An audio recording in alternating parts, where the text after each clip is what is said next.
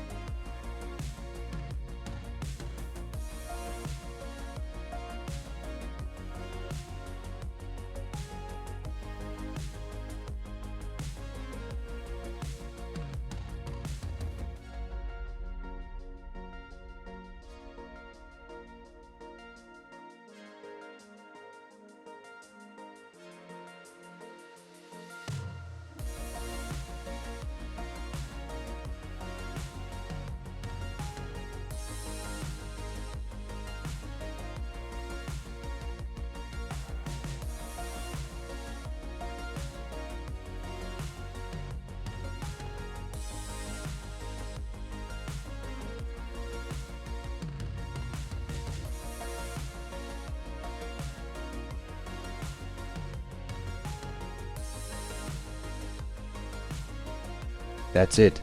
Dive into Meshtastic 2.6 and I'll see you in the next video. TechAir Space out.